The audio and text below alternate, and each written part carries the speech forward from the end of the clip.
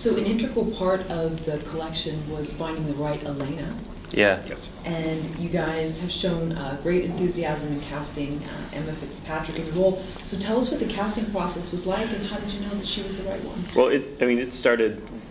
Marcus was casting and really couldn't find anyone that just really worked, and then coincidentally, it was like us and separately went to, and the casting director all separately, and one of the producers, Pete, I believe, went to and Mickey. And Mickey went saw Social Network that weekend, and like on Monday, everyone started talking, and we're like, "Did you want to see Social Network?" And we're like, who is that girl who's like, got the beer thrown at her, and because we wanted someone with short hair and a certain look, and then we started talking about it, and it was like, I have no clue who that is, and then by like an hour later, the casting people found out who she was, contacted her people, and brought her in to read, and that was it.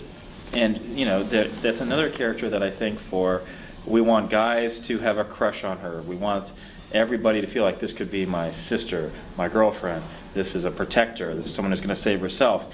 And far too often, the horror movie gets that wrong and thinks, well, she should be in a white tank top and run, and then in the last act, instantly know karate and how to use a gun. No, there's no reality to that.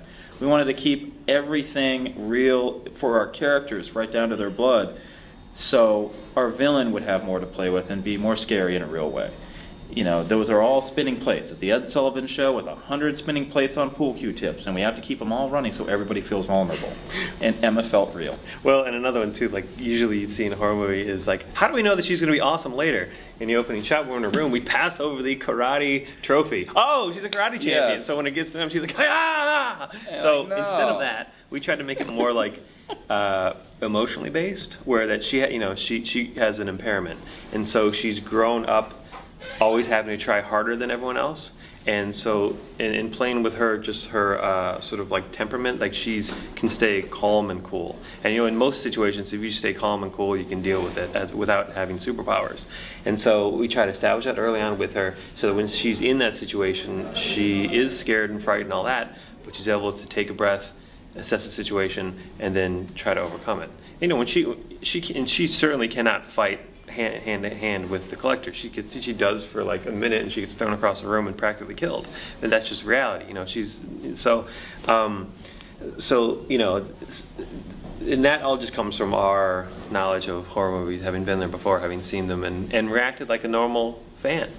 Like we've been in that movie, and you're like, oh man, she's gonna have to. And not that it's bad that someone has to like get down to the tank top and all that, but we just didn't want to do that. It's just instead we put trope. It's on every poster, and I wonder if she's gonna be sweaty with perfect makeup. Yeah.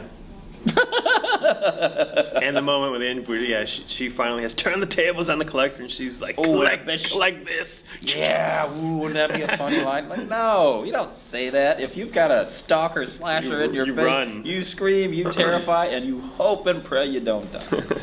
That feels real. That lets the villain be scary. You don't want to take away the villain's resources to be scary.